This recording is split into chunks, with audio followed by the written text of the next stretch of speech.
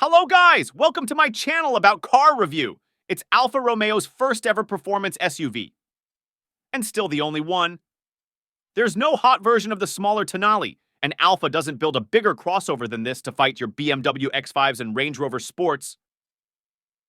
But look at it another way. This is the second most expensive Alfa Romeo money can buy, after the one of 33 Stradale supercar. It's an $87,000 machine. And for 2024, Alfa has given this 8-year-old contender a facelift. Not a very big one either. You'll spot the triple element LED headlights. And that's about it. Underneath, there's 10 more horsepower from the 2.9-liter V6. With 503 bhp on tap, it's now just 20 bhp shy of the Giulia GTA. Also concealed within is a mechanical limited slip differential, in place of the older car's electric LSD. You still get an amusingly rear-biased all-wheel drive system as standard. Alfa claims 0-62 mph in 3.8 seconds and a top speed of 177. And unlike the Germans, there's no extra charge to bypass a 150 limiter. It's difficult to understand why anyone would need a faster family car than this, so don't bemoan the lack of a more substantial power hike. Anything new inside? Digital dials via a 12.3-inch screen take the place of the attractive physical clock faces in the deep binnacles behind the slender steering wheel. Alfa has made the carbon fiber trim uglier inside and left everything else alone.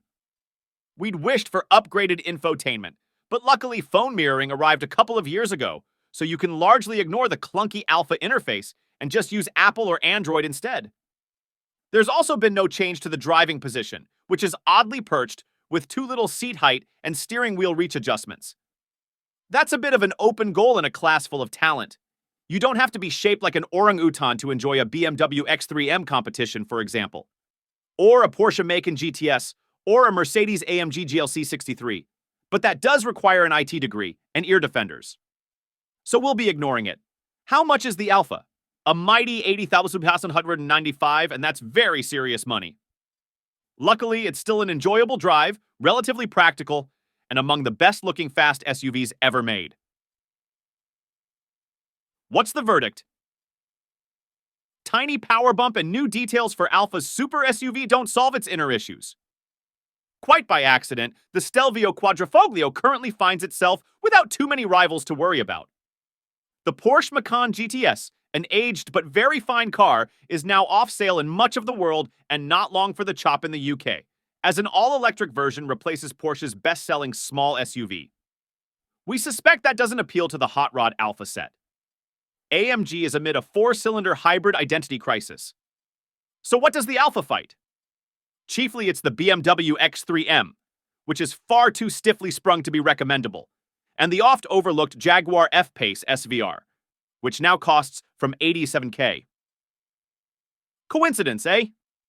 We'd go for the Jag, because it's a Blood and Thunder V8 not long for this world, and the interior is more upmarket than the Alfas.